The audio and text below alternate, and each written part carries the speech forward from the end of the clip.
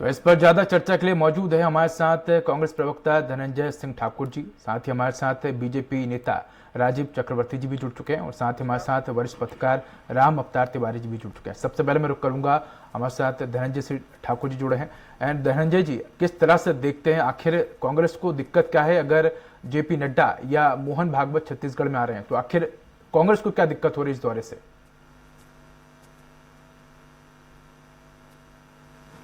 देखिए, नहीं किसी प्रकार की कोई दिक्कत नहीं है। भारतीय जनता पार्टी के राष्ट्रीय अध्यक्ष जेपी नड्डा जी और आरएसएस के प्रमुख है मोहन भागवत जी निश्चित तौर पर छत्तीसगढ़ आए हैं। छत्तीसगढ़ में उनका स्वागत है और हमें किसी प्रकार की दिक्कत नहीं है।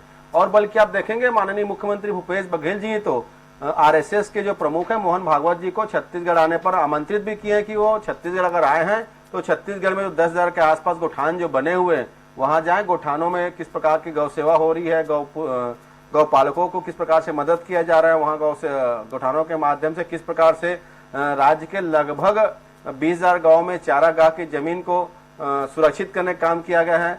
और राम वन गवन पथ जाए, जो 15 साल में रमन सिंह की सरकार रही है, भारतीय जनता पार्टी सरकार है, जो राम वन गवन पथ नहीं बनाने का काम किया है। आज हमारी सरकार जो राम वन गवन पथ जो छत्तीसगढ़ के ऐतिहासिक और पौराणिक जिसकी कथाएं जुड़ी हुई है, क्योंकि माता कौशल्या छत्तीसगढ़ की बेटी थी और 14 साल के वनवास काल में प्रभु श्री राम जी का अधिकतर समय यही बीता हुआ है।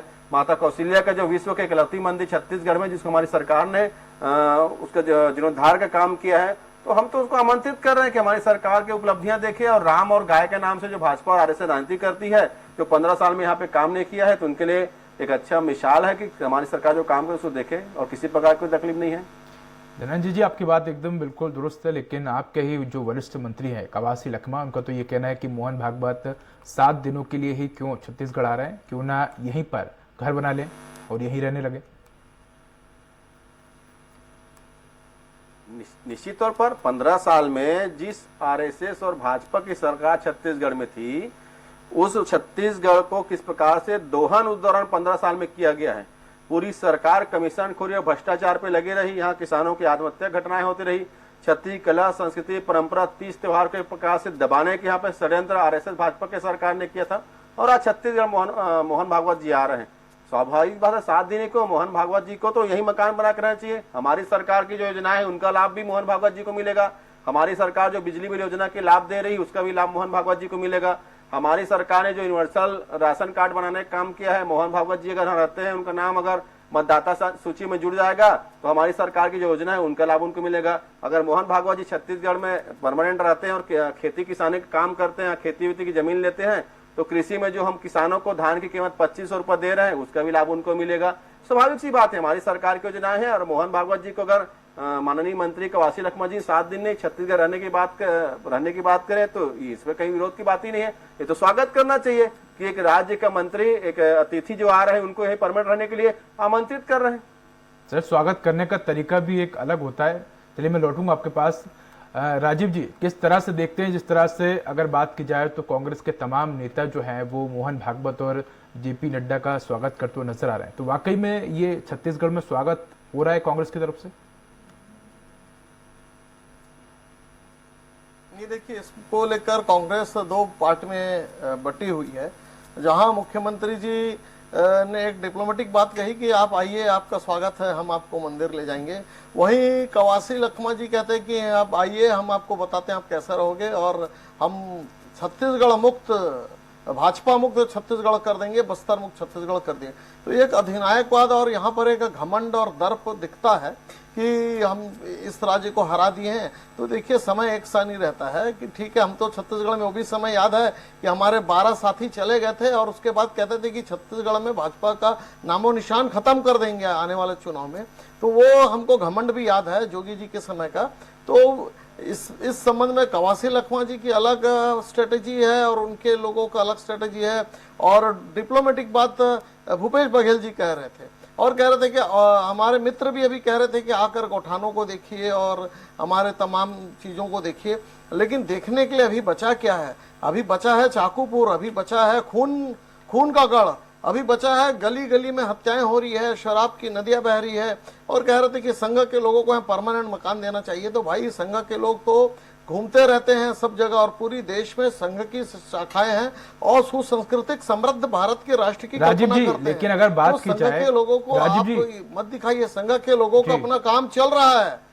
राजीव जी, लेकिन अगर बात की जाए तो जिस तरह से मोहन भागवत और जेपी नड्डा छत्तीसगढ़ के दौरे पे हैं, तो क्या इससे कांग्रेस को चिंता है? आखिर किस बात की कांग्रेस को चिंता सता रही है इन दोनों के आने से?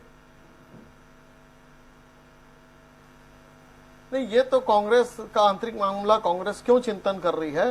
कांग्रेस को अपना चिंतन करना चाहिए कि देश भर में कांग्रेस के तमाम लोग कांग्रेस छोड़ रहे हैं, वो भारत यात्रा कर रहे हैं, तो कांग्रेस जोड़ो यात्रा करनी चाहिए। और चूंकि छत्तीसगढ़ इकलौता एक स्टेट बचा है कि जहां पर कांग्रेस की सत्ता है, जहां से कांग्रेस कुछ वित्तीय मदद अपने दिल्ली प्रबंधन को करती है, प्रबंध करती है, तो यहाँ पर जिस प्रकार से हमारे शीर्ष राष्ट्रीय नेतृत्व आ रहे हैं, चाहे नड्डा जी आ रहे हैं, माननीय भागवत साहब आ रहे हैं, तो कांग्रेस का चिंता होना लाजमी है कि कांग्रेस सोच रहे हैं, कांग्रेस के लोग सोचते थे कि ये तो कोई पार्टी बची नहीं और हम इनको बहुत कम सीटों पर ले आए हैं। तो कांग्रेस को ऐसा लगता था, बहुत कांग्रेस का कॉन्फिडेंस लेवल बहुत ओवर था, बहुत ओवर कॉन्फिडेंट थी कांग्रेस। तो अभी जिस प्रकार से हम सुनियोजित रूप से हम जो प्रदर्शन कर रहे हैं और जो जनता के बीच में जो संदेश जा रहा है कांग्रेस के नेताओं का, बड़बोलेपन का, जिस प्रकार के कांग्रेस के मंत्री कहते हैं कि हम तो शराब पानी के साथ मत पियो, सीधे शराब पियो, और सड़कों का गड्ढा हाल होना चाहिए। कभी कवासी लखमा जी कहते हैं कि भाजपा के लोगों को मारो, हम बैठे हैं, या किसी कलेक्टर की कॉलर पकड़ लो। तो ये जो दर्प और का जो प्रदर्शन है, ये जो घमंड का प्रदर्शन है, और जिस प्रकार से लोग अभी भारतीय जनता पार्टी के साथ जुड़ रहे हैं और जो असंतोष की एक लहर चल रही है, तो जो प्रबंध चल रहा है भारतीय जनता पार्टी का, बूथ जोड़ो अभियान या जो दूसरे तमाम कार्यक्रम चल रहे हैं, कार्यकर्ता बंधुओं का उत्साह चरम पर है।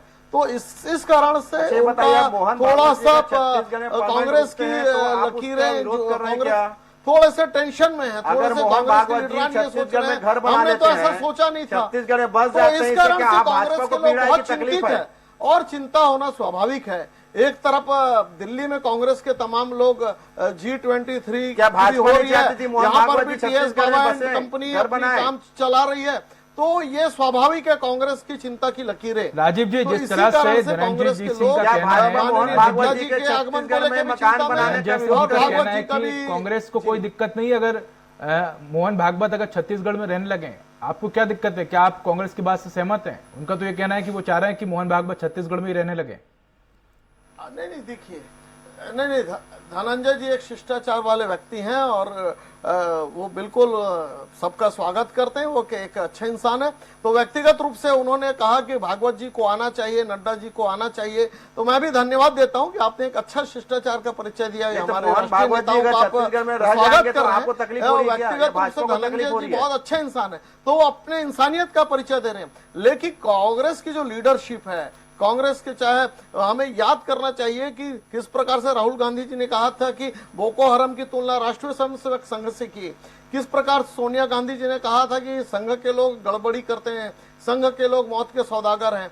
तो इस प्रकार की जो भाषा संघ को लेकर, तो वो इस प्रकार की भाषा कांग्रेस का एक मुझे बम बनाने की ट्रेनिंग दिया था, वो तो हलफनामा दिया कोर्ट में, संघ का स्वागत करते हैं।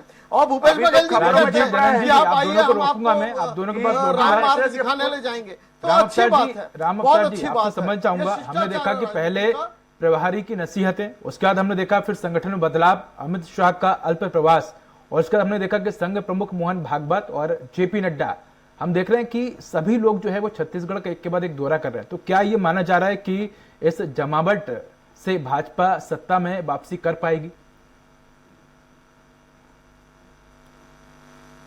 छत्तीसगढ़ में कांग्रेस मजबूत स्थिति में है, ऐसे में जो पूरे देश में मजबूत स्थिति में है भाजपा, उसके लिए छत्तीसगढ़ एक चुनौती है। इस चुनौतियों को देखते हुए आरएसएस और भाजपा दोनों की ये महत्वपूर्ण मीटिंग है। इस मीटिंग में रणनीतियां बन सकती हैं, उनके आचार विचार और उनके आगामी कार्य योजना तैयार हो सकती है, और किस तरह के काम देश भर में होना चाहिए, प्रदेश में होना चाहिए, ये चर्चा का विषय है। ये इसको चुनावी नजरिए से देखने के अलावा, क्योंकि चुनाव अभी 1.5 साल है, उनके संगठन क्षमता और संगठन की विस्तार ये आरएसएस सतत काम करती रहती है और आरएसएस और भाजपा के बीच बेहतर समन्वय के लिए ऐसी मीटिंग होती रहती है। राम अवतार जी, अगर बात की जाए तो जिस तरह से बीजेपी और संघ के नेता लगातार हम देख रहे हैं छत्तीसगढ़ में आ रहे हैं, तो क्या ये आने वाले वक्त में कांग्रेस के लिए एक बड़ी चुनौती बन सकते हैं? निश्चित तौर पर आरएसएस और भाजपा की यह बैठक, उनकी रणनीति कांग्रेस के लिए चुनौती बनेगी, क्योंकि कांग्रेस क्या सरकार में है, कांग्रेस के सरकार का जनमत संग्रह होना है। ऐसे में भाजपा जो है अपनी बेहतर रणनीति, अपने बड़े संगठन क्षमता और उनकी कार्य योजना, उनके जिस तरह से काम करने की स्टाइल है, उससे छत्तीसगढ़ में भाजपा को कमजोर नहीं माना जाना चाहिए और एक अच्छी चुनौती भाजपा और कांग्रेस के बीच होगी, ये आगामी दिनों देखने को मिलेगा। जी राम अवतार जी, मैं इससे असहमत हूँ जी कि कोई भी विपक्षी दल, जी चाहे वो भाजपा हो या कांग्रेस हो, वो देश में या प्रदेश में पूरी तरह मुक्त हो। लोकतंत्र में बेहतर और अच्छा विपक्ष का होना जरूरी है, सजग विपक्ष का जरूरत है। तो इसीलिए कोई भी नेता अगर ये बोले कि कांग्रेस मुक्त प्रदेश बनाएंगे या भाजपा मुक्त प्रदेश बनाएंगे, तो एक वो दंभ है। दूसरी तरफ ये कहा जा सकता है कि लोकतंत्र में जनता तय करती है कि किसके साथ रहना है, किसकी योजना बेहतर है, किसके नेताओं की कार्यप्रणाली कैसी है, उसके आधार पर वोट देती है। तो ये नेताओं के बयानबाजी, राजनीतिक बयानबाजियों से इससे तय नहीं होगा। जो पार्टी बेहतर काम करेगी जनता के हित में, वो पार्टी राज करेगी। जी, कह सकते हैं कि जो पार्टी जनता के बीच में बेहतर कार्य करेगी और वो जनता के बीच में राज करेगी। राम अवतार जी, लौटूंगा मैं आपके पास। कमजोर हो रही है जी राम अवतार जी, लौटूंगा मैं आपके पास। राजीव जी, अगर बात की जाए तो हम ये देख रहे हैं कि कांग्रेस की तरफ से इस तरह के बयान आ रहे हैं कि लगातार छत्तीसगढ़ में कांग्रेस का जनादेश जो है वो बढ़ रहा है और इसी जनादेश के चलते भारतीय जनता पार्टी घबरा गई और लगातार जो बीजेपी के बड़े नेता हैं वो छत्तीसगढ़ का दौरा कर रहे हैं। देखिए, बीजेपी के राष्ट्रीय नेता तो पूरे अखिल भारत स्तर पर दौरा करते हैं, कोई सी प्रदेश को छोड़ते नहीं है। और पार्टी का, जैसे राम अवतार जी ने भी कहा कि लगातार सतत दौरा, भाई संगठन विस्तार करना है, बूथ लेवल का कार्यक्रम है, मंडल स्तर का कार्यक्रम है, हमारे बहुत सारे राष्ट्रीय कार्यक्रम आयोजित होते रहते हैं, बहुत सारे सेमिनार्स होते हैं, तो करते रहेंगे। ये तो कार्य योजना पूरे वर्ष भर के तय रहते हैं। भारतीय जनता पार्टी को नसीहत देना कि हमारी आप मेजॉरिटी देख के बार बार दौरे कर रहे हैं, तो बिल्कुल ऐसी कोई बात नहीं है। ये सतत दौरे चलते हैं। और क्यों नहीं भाई, हम राजनीतिक कार्यकर्ता हैं, हमारी राजनीतिक आकांक्षा है कि हम अगर देश की सेवा, राष्ट्र की सेवा, प्रदेश की सेवा कर सकते हैं तो सत्ता उसका एक माध्यम हो सकता है। तो बिना सत्ता के भी हम सेवा करते हैं। अभी कोरोना काल में हमारी पार्टी ने बहुत काम किया। राष्ट्रीय स्वयंसेवक संघ के लोग तो इतना काम किए थे कि पंडित नेहरू ने उन्हें आमंत्रित किया था चीन युद्ध के समय। तो संघ के लोग हो या भारतीय जनता पार्टी के लोग हो, वो सतत दौरा करते रहते हैं। हाँ, मैं स्वीकार करता हूं, अगर चुनावी वर्ष है तो क्यों नहीं आएंगे, आना आते ही रहेंगे और आएंगे भी। इसमें बड़ी बात क्या है कि कांग्रेस को देख के डर गए, तो कोई डर किसी पार्टी को, भारतीय जनता पार्टी कभी किसी से डरते नहीं है। जब हम संसद में भी 2 थे या आज इस प्रदेश में 14 पर है तो हम डर गए हैं। तो डर हमारी पार्टी को नहीं है। हम किसी विचारधारा से कि कोई बहुत बड़ी शक्ति है, कांग्रेस पार्टी के यहाँ सत्ता है, तो कोई डरती नहीं है। भारतीय जनता पार्टी अपना काम, लेकिन अगर बात की जाए करती है। हमारे आने वाले वक्त में चुनाव है, ऐसे में बीजेपी किस तरह से प्लानिंग रहेगी कांग्रेस को रोकने के लिए? क्योंकि कांग्रेस की तरफ से तो कई जनहितैषी योजनाएं जो है वो रखी जा रही हैं, प्रधानमंत्री खुद और राष्ट्रीय अध्यक्ष खुद इसकी तारीफ कर चुके हैं। तो आप लोगों की तरफ से क्या कुछ प्लान है कांग्रेस को रोकने का? देखिए, प्लान तो राष्ट्रीय स्तर पर बहुत सारे आते रहते हैं, पायलट प्रोजेक्ट आते रहते हैं, तो बहुत सारे प्रोजेक्ट की सराहना की जाती है। लेकिन वो मैदानी स्तर पे उस प्रोजेक्ट के क्या हाल है, वो सूरत हाल क्या देखना पड़ता है।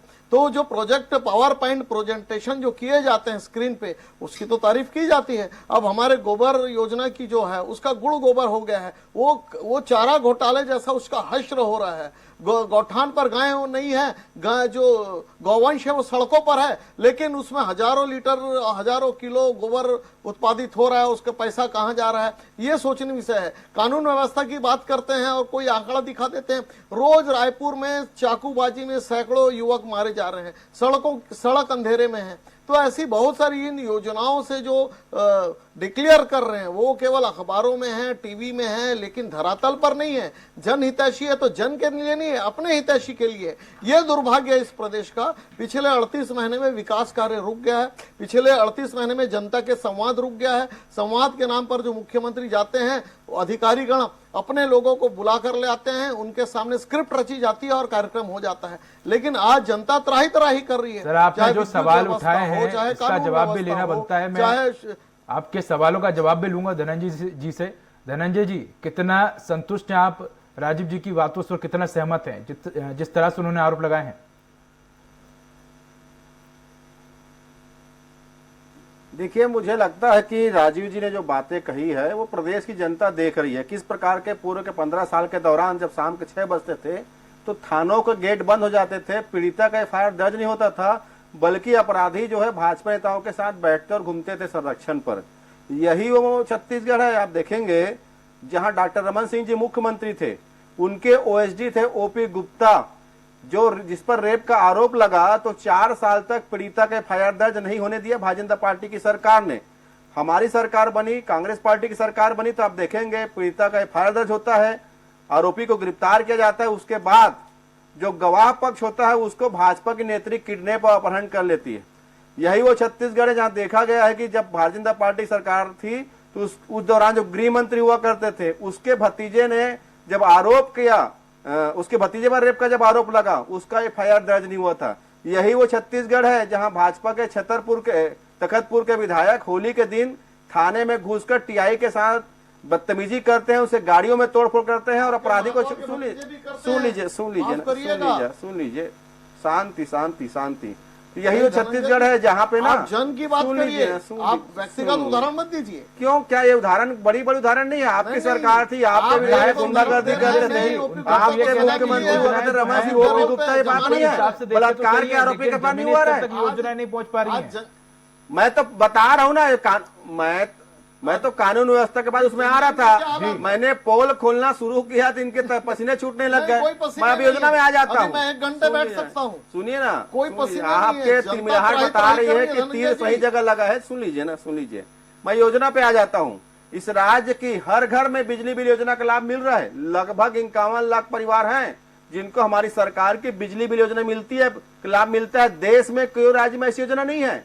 हमारी सरकार ने जब आत्मानंद स्कूल की शुरुआत की तो आज हर घर में आत्मानंद स्कूल की चर्चा होती है। लोग सरकारी स्कूल की ओर दौड़ रहे हैं वापस कि हमारे बच्चे को भी आत्मानंद स्कूल में योजना में चलना है हमको करके। उस दौरान 3000 स्कूल बंद हुआ था रमन सरकार के दौरान में, और हमारी सरकार ही है जो पिछले बार 14,580 शिक्षकों की भर्ती की प्रक्रिया शुरू की और आज ही कैबिनेट ने फैसला किया कि 12,489 पदों पर फिर भर्ती किया जाएगा। यही वो छत्तीसगढ़ है जहां पे रमन सिंह की सरकार थी जो आउटसोर्सिंग के माध्यम से छत्तीसगढ़ के युवाओं के रोजगार को बेचकर प्रदेश के युवाओं को बुला के रोजगार दिए थे। और आज हमारी सरकार है छत्तीसगढ़ में योजना बनाकर यहाँ के युवाओं को रोजगार दे रही है। ये बात कर रहे थे गोबर खरीदी की, मुझे तो भाजपा नेताओं के मानसिक दशा ठीक नजर नहीं आता है। ये वो भारतीय जनता पार्टी है जिस नेता 150 करोड़ के गोबर खरीदी पर 1500 करोड़ के घोटाला का आरोप लगाते हैं। इसमें कि तथ्य तो लगाइए या बात तो करिए ना। और यही भारतीय जनता पार्टी की सरकार है जब चारा गाह के जमीन पर भाजपा ने कब्जा कर लेते थे। आज मकान बना हुआ है और मैं तो राज्य की जनता को आपके चैनल के माध्यम से साधुवाद देता हूँ जो गौठानों में बढ़ चढ़कर पैरा दान कर रहे हैं। कभी आपने सुना नहीं होगा कि राज्य में पैरा दान 15 साल तक हुआ है। 40 करोड़ का पैरा दान इसी गौठानों में हुआ है। ये हमारी सरकार चलते हुआ। जी राम अवतार जी, अगर बात करें तो जिस तरह से हम देख रहे हैं कि मोहन भागवत और जेपी नड्डा छत्तीसगढ़ दौरे पर हैं, ऐसे में हमने ये देखा है कि कांग्रेस की तरफ से इस तरह के बयान आए कि बीजेपी जो है वो छत्तीसगढ़िया संस्कृति के तौर पर उनका स्वागत करे। तो क्या छत्तीसगढ़ी संस्कृति भूपेश सरकार में ही ज्यादा बढ़ी है या पहले से भी छत्तीसगढ़ी संस्कृति जो है वो चरम पर रही है और अपने एक उसमें लबाब में रही है, या पहले या अभी अभी इस तरह से चीजें जो है छत्तीसगढ़ की जो संस्कृति उसको ज्यादा बढ़ावा मिला है कांग्रेस सरकार में? देखिए, आज भूपेश बघेल जी ने आज प्रेस कॉन्फ्रेंस में भाजपा और आरएसएस पर एक तरह से बहुत ही बड़ा व्यंग्य किया है कि पिछले 15 साल में भाजपा की सरकार थी, तब छत्तीसगढ़ की संस्कृति, छत्तीसगढ़ के संस्कार, छत्तीसगढ़ के खेल कूद, छत्तीसगढ़ के त्योहार, छत्तीसगढ़ के लोगों के विकास, इसके लिए काम नहीं किया गया। जिस तरीके से काम होना चाहिए था नहीं हुआ, और मेरी सरकार आने के बाद काम हुआ, ये वो कह रहे हैं। और दूसरी बात उन्होंने ये कहा कि खाली नारों पर या छत्तीसगढ़ी व्यंजन खा के ही छत्तीसगढ़ की बात ना करें, छत्तीसगढ़ को आत्मसात करें। उन्होंने करारा व्यंग्य कसा है भाजपा और आरएसएस पर कि छत्तीसगढ़िया की बढ़िया बात करते हैं, छत्तीसगढ़िया के नारा देते हैं, छत्तीसगढ़िया लोगों को सामने रखते हैं, और उनको जिस तरह से आगे करके काम कराने की जरूरत है वो नहीं करा रहे हैं। उसकी संस्कार, उसकी संस्कृति पर आपने काम नहीं किया। एक बहुत बड़े सवाल, बहुत सारे सवाल उन्होंने आरएसएस और भाजपा पर छोड़ दिया है कि उन्होंने पिछले 15 साल में क्या किया, उनकी पार्टी की गतिविधियां क्या थी, और छत्तीसगढ़ियों के लिए कितना काम किया और क्यों काम नहीं किया। क्या छत्तीसगढ़िया उसके अपनी पार्टी मान रही है या नहीं मान रही है, छत्तीसगढ़ के अलग अलग क्यों काम नहीं किया गया, क्यों नारेबाजी में ये छत्तीसगढ़ियावाद सीमित रहा। अब छत्तीसगढ़ियावाद अब धरातल में काम हो रहा है। तो कई ऐसे सवाल उन्होंने, अनुचित सवाल भूपेश बघेल ने छोड़ दिया है। करारा व्यंग्य पूरे भाजपा और आरएसएस के नेताओं पर उन्होंने करारा जवाब दे दिया है। राजीव जी, इसका जवाब जो है कांग्रेस की तरफ से इस तरह के बयान सामने आए कि 15 साल में छत्तीसगढ़ में संस्कृति का उतना विकास नहीं हुआ है जितना विकास कांग्रेस की सरकार में हुआ है। कितना सहमत हैं आप कांग्रेस की इस बात को लेकर? देखिए एक कहावत है, थोथा चना बाजे घना। तो ये थोथा चना है। छत्तीसगढ़ियावाद, छत्तीसगढ़ की संस्कृति को लेकर चाहे इतने सारे अध्ययन पीठ, इतने सारे अनुसंधान केंद्र, इतने सारे शोध जो हुए पिछले 15 वर्ष में हुए, ये क्या है ना, ये सोचते हैं कि ये संस्कृति पे केवल हमारा अधिकार है, हमारे परिवार का अधिकार है। ये अधिनायकवाद है, सांस्कृतिक शोषण है। तो भूपेश बघेल जी जो बात करते हैं वो सांस्कृतिक शोषण की बात करते हैं कि केवल वो करेंगे। आप रमन सिंह को मना नहीं किया किसी ने कि आप गेड़ी मत चढ़िए, भौरा मत चलाइए, आप पुन्नी में नदी नहाने मत जाइए, किसी ने नहीं किया, मना किया था। आप तो दीनदयाल उपाध्याय की कथा सुनते थे, दिल्ली की बात, किसान आत्महत्या करता था। छत्तीसगढ़ की बात, यहाँ की रेत की बात हो या शराब की बात बोले, पूरा रेत बेच का है भाजपा नेता, शराब में नदियां बहा दिए रमन सिंह ने। जो काम अंग्रेज ने किए वो काम रमन सरकार ने किया। अंग्रेज भी शराब नहीं बेचते थे, रमन सिंह ने शराब नीतियां बदली 138 साल पुरानी। जो काम अंग्रेज ने किया वो काम भाजपा ने किया छत्तीसगढ़ में। ये जो बात कर रहे हैं, और दीनदयाल उपाध्याय की कथा सुनते थे भाजपा नेता, हरेली त्योहार नहीं मनाते थे, गेड़ी नहीं चढ़ते थे, नंदिया बांध का पूजा नहीं होता था उस दौरान गोबर खरीदी नहीं होती थी, बल्कि रमन सरकार में गौ माता की हत्या भाजपा नेता के गोठालों में होता था। 2.5 करोड़ लोग जो छत्तीसगढ़ के योगदान के लिए दिन भर परिश्रम सवाल तो ये भी बनता है ना, जिस तरह से धनंजय जी का कहना है, राजीव जी, एक सवाल तो ये भी बनता है ना, जिस तरह से धनंजय सिंह जी का कहना है कि जो कई संस्कृति कार्यक्रम है जो भूपेश बघेल सरकार के समय में शुरू है, वो रमन सिंह ने क्यों नहीं किया? आखिर उनको किसने रोका था? अरे बिल्कुल करते थे साहब, बिल्कुल करते थे। बताइए, चार नाम बताइए, हाउस में कैद कर लिया, छत्तीसगढ़ी संस्कृति को बताइए जो आपने कैद कर लिए हैं। 4 नाम बताइए जो रमन सिंह ने किया हो। को सीएम हाउस में कैद करने से 4 नाम बताइए, 4 नाम। अगर त्योहारों का नाम बताइए जो रमन सिंह ने किया हो। तो डॉक्टर रमन सिंह के समय बना। 4 त्योहार का नाम बताइए ना, भाषा पर 4 त्योहार का नाम बताइए डॉक्टर रमन सिंह के कार्यकाल में हुआ जो रमन सिंह ने किया हो। संस्कृति गांव-गांव में जागी है तो रमन सिंह ने 4 कार्यक्रम का नाम बता दीजिए, बताइए जो रमन सिंह भाजपा की सरकार ने किया हो। हमारे राष्ट्रीय संघ ने एक आंदोलन चलाया था, मनखे मनखे एक समान। और ये घासीदास और बाबा ये का है, भूपेश सुनिए, बघेल जी जानते आरएसएस हैं। का नहीं है, ऐसे और- फालतू बात मत करिए। मोर ये छत्तीसगढ़िया, परम मैं पूज्य नहीं छत्तीसगढ़िया, घासीदास मैं बाबा ने छत्तीसगढ़िया। कहा है, तो ये मोर परम छत्तीस- पूज्य मैं नहीं घासीदास बाबा ने छत्तीसगढ़िया, कहा है, मोर परिवार आरएसएस ने छत्तीसगढ़िया, कहा है, सुन और लीजिए। मोर मंत्रिमंडल छत्तीसगढ़ राजीव सुन जी, लीजिए, राजीव जी, आप दोनों को सुन लीजिए, रोकूंगा। घासीदास बाबा जी ने कहा है, राम ये अवतार जी से आरएसएस लूंगा। ने कहा है। राजीव जी, धनंजय जी, आप दोनों को रोकूंगा। अंतिम प्रक्रिया राम अवतार जी से लूंगा। राम अवतार जी, जिस तरह से हम देख रहे हैं कि छत्तीसगढ़ में एक के बाद एक बीजेपी के कई वरिष्ठ नेता छत्तीसगढ़ पहुंच रहे हैं, क्या ये माना जा रहा है कि 2023 में वाकई में कांग्रेस के लिए एक चुनौती साबित करेगी बीजेपी यहां पर? निश्चित तौर पर भाजपा जो है जी, बहुत बड़ी चुनौती है और भाजपा की कार्यप्रणाली, जो बेहतर रणनीति, उसके पास मुद्दे ऐसे हैं, उसके पास नेता बड़े हैं, तो भाजपा निश्चित तौर पर, क्योंकि छत्तीसगढ़ में दो ही पार्टियां हैं, भाजपा और कांग्रेस। कुछ क्षेत्रीय पार्टी थी, उनका आधार कम हुआ, चाहे जोगी कांग्रेस हो चाहे बसपा हो।